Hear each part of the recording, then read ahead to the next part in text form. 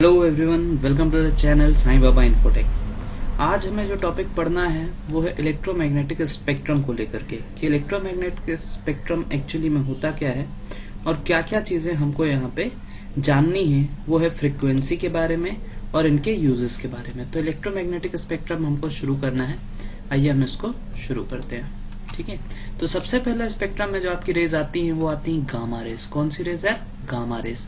किसने का आविष्कार किया था? पॉल विलार्ड ने। किसने किया था? पॉल विलार्ड ने। अब इसके बारे में जो सबसे मेन चीज है वो ये है कि गामा रेस आपका लेड को भी पेनिट्रेट कर सकती है। लेड को, स्टील को, प्लास्टिक को, पेपर को, इन सभी को गामा रेस पेनिट्रेट कर सकती है, मतलब इनको पार कर सकती है। ठीक है, इनकी फ्रीक्वेंसी, इसका रीजन क्या है? क्योंकि इनकी फ्रीक्वेंसी क्या होती है? बहुत ही हाई फ्रीक्वेंसी होती है और हाई फ्रीक्वेंसी होने के कारण इनमें एनर्जी भी क्या होगी? हाई होगी। एनर्जी भी क्या होगी? हाई एनर्जी होगी। ओके, वेवलेंथ क्या है इनकी? वेवलेंथ इनकी कम होगी। जिनकी भी फ्रीक्वेंसी ज्यादा होगी उनकी वेवलेंथ हमेशा क्या होगी? कम होगी। वेवलेंथ क्या होगी? हमेशा कम होगी। इस चीज को ध्यान रखिएगा। यूज क्या है इसमें? न्यूक्लियर रिएक्शन में इसका यूज आएगा और दूसरा यूज आएगा इसका ट्रीटमेंट ऑफ ट्यूमर।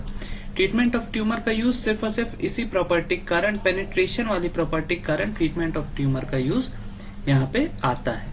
अगली रे की तरफ हम बढ़ते हैं, उसका नाम है एक्सरे। कौन सी रे? एक्सरे। एक्सरे का आविष्कार किसने किया था? विल्हम कोनराड रॉन्स्टन ने। ओके, इनको ध्यान रखिएगा। एक्सरे का आविष्कार इन्होंने किया था। फ्रीक्वेंसी रेंज इसकी गामा रेस से कम होगी। कितनी होगी? 10⁻18 टू 10⁻16। वेवलेंथ क्या होगी भैया? वेवलेंथ बढ़ती जाएगी। वेवलेंथ क्या होगी? बढ़ती जाएगी। ठीक है, अब एक्सरे का इस्तेमाल तो हम सभी जानते हैं फॉर ट्रेसिंग बोन फ्रैक्चर और इंडस्ट्रियल यूजेस भी इसका होता है। कुछ फॉर ट्रेसिंग बोन फ्रैक्चर, ये सबसे मेन यूज है इसका। ये क्या है भाई? सबसे मेन यूज है इसका। अब इसके बाद मैं बात करता हूँ आगे की रेस का, जिसका नाम है अल्ट्रावायलेट रेस। अब अल्ट्रावायलेट रेस हम जानते हैं सूरज से भी आती है।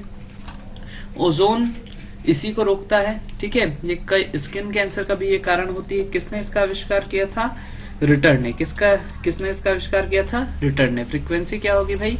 10⁻15 टू 10⁻17। ये सब जो भी हम ले रहे हैं, ये ले रहे हैं हम हर्ट्ज में। किस में ले रहे हैं? हर्ट्ज में। और वेवलेंथ किस में ले रहे हैं बेटा? भैया मीटर में। वेवलेंथ किस में ले रहे हैं? मीटर में। और फ्रीक्वेंसी किस में ले रहे हैं? हर्ट्ज में। फ्रीक्वेंसी ले रहे हैं हर्ट्ज में, वेवलेंथ ले रहे हैं मीटर में। 10⁻15 से 10⁻17 तक फ्रीक्वेंसी होगी इसकी। वेवलेंथ 10⁻8 टू 10⁻7 होगी। यूजेस क्या भी है इसका? माइक्रोब्स को किल करने के लिए, है ना। अल्ट्रावायलेट रेस का यूज आप देखे होंगे, हॉस्पिटल वगैरह में लगे रहते हैं माइक्रोब्स को किल करने के लिए।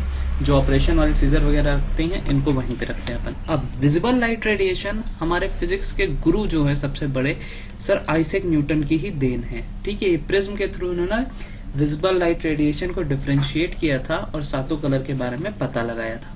इसकी फ्रीक्वेंसी क्या होगी भैया? 10⁻14 टू 10⁻12। 10⁻14 टू 10⁻12 यूनिट क्या होगी? हर्ट्ज होगी। वेवलेंथ क्या होगी? 3.9 इंटू 10⁻7 टू 7.8 इंटू 10⁻7 यूनिट क्या होगी? मीटर। ये विजिबल लाइट रेडिएशन है, मतलब यहीं पे हमको चीजें दिखती हैं इन्हीं रेडिएशंस में।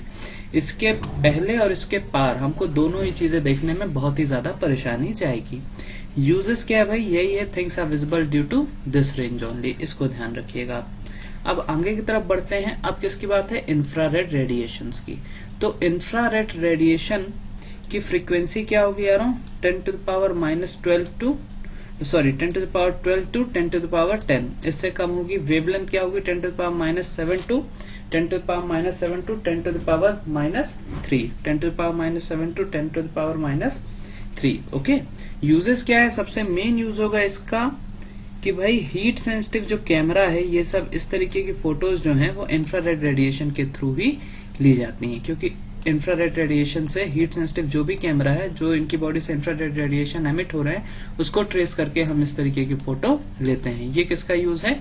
इंफ्रारेड रेडिएशन का यूज है। ओके, हार्शल साहब ने इसका आविष्कार किया था। यहाँ पे नाम लिखा नहीं है, हार्शल साहब ने इसका आविष्कार किया था। इसको ध्यान रखिएगा आप लोग। ओके, अब माइक्रोवेव का आविष्कार किसने किया रहा? हर्ट्ज ने। किसने किया रहा? हर्ट्ज ने। हेनरिक हर्ट्ज ने माइक्रोवेव का आविष्कार किया। ठीक है, फ्रीक्वेंसी क्या होगी इसकी 10 to the power 10 to 10 to the power 8, 10 to the power 10 to 10 to the power 8। Wavelength क्या होगी 10 to the power -3 से 10 to the power 0, that means 1 metre. 10 to the power -3 से 10 to the power 0 मतलब 1 metre. अभी देखिए wavelength जैसे जैसे increase होती जाएगी, फ्रीक्वेंसी वैसे वैसे डिक्रीज होती जाएगी। वेवलेंथ इंक्रीज, फ्रीक्वेंसी डिक्रीज, ये सिंपल सा चलते जाएगा। ओके, अब यूजेस, इसका यूजेस क्या है भैया, रेडियो, टेलीफोन और टेलीविजन में इसका यूज है। मोबाइल फोन्स यूज माइक्रोवेव्स, इसको ध्यान रखिएगा आप, ठीक है ना। रेडियो, टेलीविजन, टेलीफोन में इसका यूज है। सबसे आखिरी रे जो हमारी आती है वो क्या है दोस्तों, रेडियो वेव्स। तो रेडियो वेव्स का फ्रीक्वेंसी क्या, रेंज क्या होगा, फ्रीक्वेंसी क्या होती जाएगी, कम होती जाएगी, और वेवलेंथ क्या होती जाएगी, इंक्रीज होती जाएगी। ठीक है ना, 10 to the power 6 to 10 to the power 4 frequency range है इसका। Wavelength 1 to 10 to the power 4, 1 to 10 to the power 4। Use क्या है भाई, रेडियो एंड टेलीविजन। रेडियो और टेलीविजन में इसका यूज होगा। ठीक है, रेडियो और टेलीविजन में इसका यूज होगा। किसने आविष्कार किया था इसका, मार्कोनी ने। किसने आविष्कार किया था, मार्कोनी ने। ये आपकी कुछ रेज हैं, इनको ध्यान रखिएगा आप, इनको याद रखिएगा, बहुत ही इंपॉर्टेंट है। एग्जामिनेशंस में ये पूछी भी जाती हैं। एक बार शुरुआत से हम और देख लेते हैं इंफ्रारेड रेडिएशन के बारे में।